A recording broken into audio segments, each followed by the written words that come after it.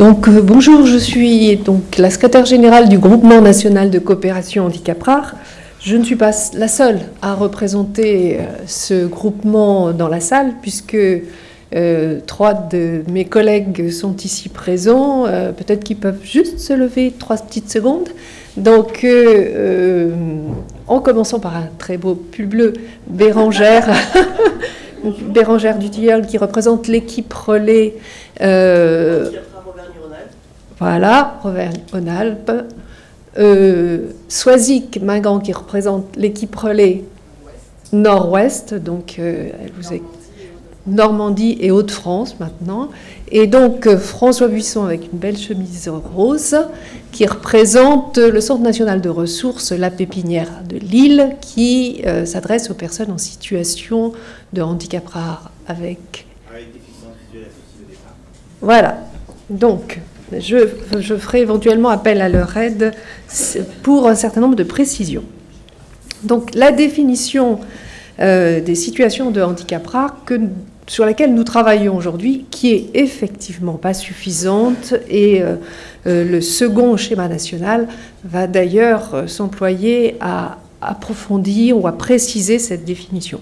Donc, nous nous appuyons sur 3 types de rareté. La première, c'est la rareté des publics. Alors, le taux de prévalence est un taux théorique qui a été donné dans la définition, mais qui est excessivement difficile à préciser. La rareté des combinaisons de déficiences, c'est vraiment la spécificité des situations de handicap rare.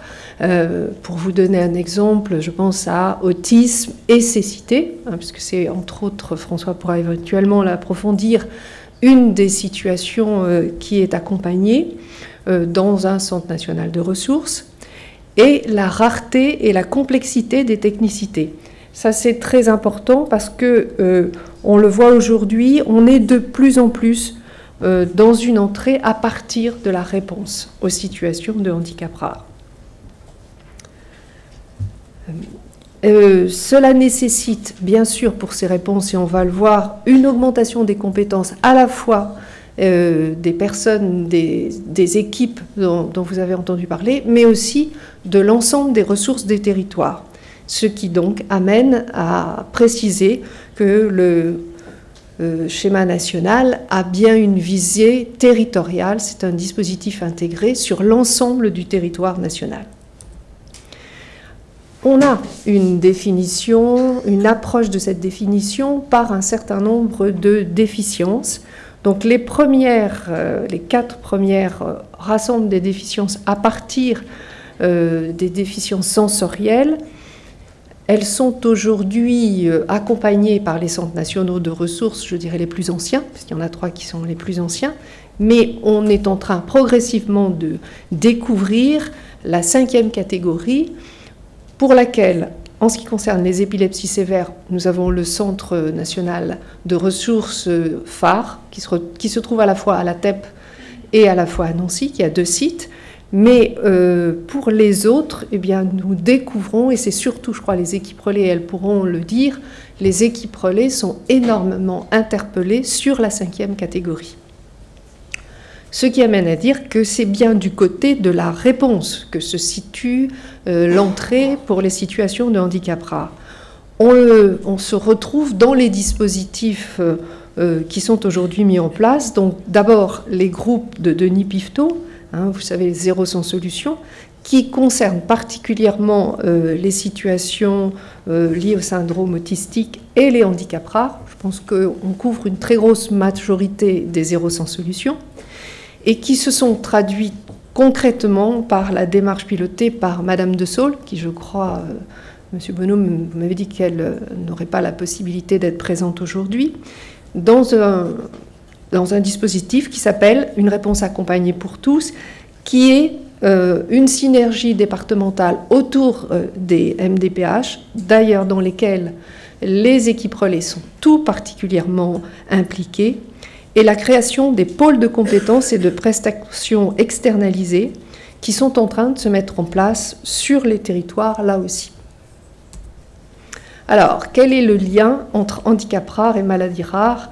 Je crois que cet après-midi, M. Bonneau vous en parlerait longuement pour Prior, mais cette présentation, proposée d'ailleurs par la CNSA, clarifie bien, le lien n'est pas automatique. C'est pas parce qu'on a une maladie rare qu'on est systématiquement dans une situation de handicap rare. Et, pour donner un exemple, une maman qui a une rubéole pendant les premiers mois de la grossesse, et on a des situations très concrètes, et dont l'enfant est atteint à la naissance de surdicécité, problèmes cardiaques, problèmes du comportement, etc., la rubéole n'est pas une maladie rare. La situation produite est bien une situation de handicap rare. Donc on le voit, les liens ne sont pas automatiques, et les liens non plus entre maladie rare et handicap rare ne le sont pas tout le temps. Vous avez parlé de la maladie de Huntington. Par moment, elle relève effectivement de situations de handicap rare et nécessite des accompagnements de ce type, médico-sociaux totalement complémentaires aux suivis médicaux, et par moment, c'est vraiment dans une approche vraiment très médicale. Donc les frontières sont très poreuses. Les questions de l'autonomie sont des questions aussi pour nous complexes, parce que certaines situations de handicap rare ne visent absolument pas l'autonomie, qui ne sera jamais acquise. Alors on parle de possibilité d'autonomie, mais pas d'une autonomie, je dirais, dans la vie quotidienne.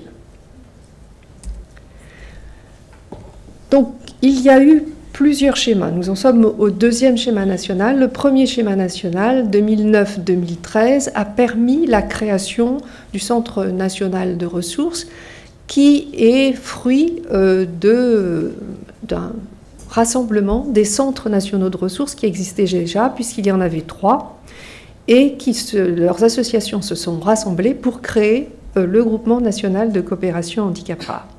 Donc on voit là un pilotage national par la Direction générale de la cohésion sociale et la Caisse nationale de solidarité par l'autonomie. Au niveau national, donc il y a le groupement national, donc qui rassemble et qui est constitué d'eux, c'est très imbriqué, des centres nationaux de ressources, donc le Centre national de ressources du CRESAM, qui se trouve près de Poitiers et qui s'adresse aux personnes en situation de surdicécité.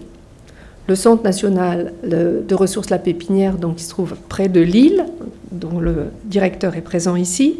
Le Centre Robert Laplane, qui se trouve à Paris, qui s'adresse aux personnes en situation de surdité avec handicap associé et de troubles complexes du langage. Et le plus récent, le Centre national de ressources phare, qui s'adresse aux personnes en situation d'épilepsie sévère avec handicap rare. Alors, il y a une erreur. Je suis désolée, dans ce très beau schéma, c'est que les filières maladies rares ne relèvent pas de la Direction générale de la cohésion de la santé, de la cohésion sociale, pardon, mais de la santé, vous l'avez bien compris. On voit là le rôle très transversal des équipes relais qui interviennent et maillent la totalité du territoire national, enfin presque, parce que nous attendons nos collègues des DOM-TOM. Et puis les agences régionales de santé qui sont très impliquées dans la mise en place des équipes relais. Les équipes relais, et je demanderai d'ailleurs un certain nombre aux équipes relais présentes d'aider ma présentation pour préciser comment elles travaillent sur leur territoire, parce que chacune a une histoire, un mode de constitution et une façon de travailler.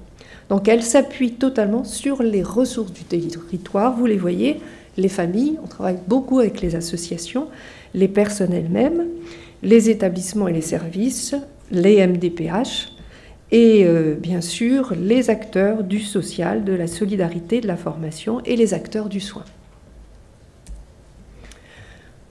Précisons donc, je vous ai parlé des centres nationaux de ressources. Donc les centres nationaux de ressources ont un certain nombre de missions. Ce sont des centres d'expertise par rapport aux situations de handicap rare. Ils se chargent de l'information et de la documentation, de l'évaluation. On pourra en parler. Ils ont des modes d'évaluation très spécifiques des situations et ils ont une réelle expertise sur leur façon de faire ces diagnostics fonctionnels qui sont vraiment très complémentaires avec les diagnostics qui sont faits dans le secteur sanitaire. Le soutien aux pratiques professionnelles, donc information, sensibilisation, formation et échange des pratiques. Là aussi, c'est important parce qu'aujourd'hui, les centres nationaux de ressources interviennent beaucoup plus auprès des établissements qui accueillent les personnes pour les aider, je vais le dire comme ça, à monter en compétence par rapport à ces situations très spécifiques qu'auprès des personnes et des familles. Soutien aux organisations, donc appui aux établissements et services. Ils assurent des formations, de l'information, ils se déplacent sur les territoires, ils sont très mobiles pour aller au plus près des situations. Et ça, c'est aussi un des axes forts du schéma national handicap rare. Donc le groupement national, qui est bien sûr, alors il y a une équipe nationale, mais qui est surtout composé de toutes ces structures, met en œuvre le schéma national handicap rare, qui est composé de 4 axes et de 70 actions. On a un gros travail devant nous, je ne suis pas sûre. Déjà, on n'avait pas réussi à tout faire pour le premier, je pense qu'on ne fera pas tout non plus pour le second. Mais bon, nous sommes très mobilisés, c'est le plus important. Donc, premier axe, déployer l'organisation intégrée au service des territoires, puisqu'il faut qu'on arrive à mobiliser les ressources des territoires. C'est à déplacer toute l'expertise, toute la technicité au plus près des personnes. Donc, quelles sont les ressources du territoire? Et si on ne les a pas, on va s'adresser à notre territoire. C'est à cela que sert le maillage qu'on est en train de mettre en place. Améliorer la qualité et la continuité des parcours de vie et l'accès aux ressources à tous les âges de la vie. Notre spectre est très large, c'est bien à tous les âges de la vie, même, et nous sommes très sollicités déjà là-dessus, au-delà de 60 ans. Développer les compétences individuelles et collectives sur les situations de handicap rare, c'est toutes les formations que nous mettons en place ou que notre réseau, ce n'est pas nécessairement lui qui va le mettre en place, mais va mobiliser. On va se mobiliser à plusieurs pour monter des formations sur les territoires. Et enfin, améliorer la connaissance, promouvoir la recherche et la culture partagée sur les situations de handicap rare, puisque nous participons à de nombreuses recherches, qu'un certain nombre d'entre elles sont déjà sorties. Je pense à une par l'Université de Reims, sur l'expertise des centres de ressources. Il y en a une qui vient de sortir il y a 2 jours sur le CNAM, de la part du CNAM, et qui devrait être publiée là aussi sur les modes de transmission des connaissances par rapport à l'expertise des professionnels qui interviennent auprès des personnes en situation de handicap rare et de leurs familles. Donc aujourd'hui, le groupement national, c'est 21 associations et dispositifs. Donc ils sont répartis en 3 collèges pour vous montrer qu'on est vraiment dans une situation de réseau qui coopère. Donc le collège des associations qui gèrent les centres nationaux de ressources, le collège des associations non gestionnaires qui sont au nombre de 5, d'ailleurs un certain nombre d'associations présentes ici participent à nos travaux. Nous avons des associations, mais nous avons des fédérations comme l'EFAP, qui est l'association qui réunit les associations qui s'occupent d'épilepsie, de différentes formes d'épilepsie. Donc 15 fédérations ou associations, et bien sûr les associations gestionnaires et dispositifs, parce qu'il y en a une qui est un CCAS, donc, et c'est très intéressant aussi comme modèle, qui gère les équipes relais.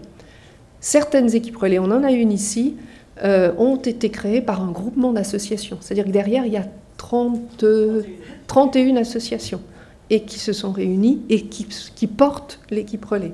D'autres endroits, c'est une association, d'autres endroits, c'est voilà, plusieurs. Toutes les configurations sont intéressantes et c'est aussi un des objectifs du schéma national, c'est d'être un peu un laboratoire par rapport à ce qui peut être fait sur les territoires pour être au plus près de la réalité territoriale.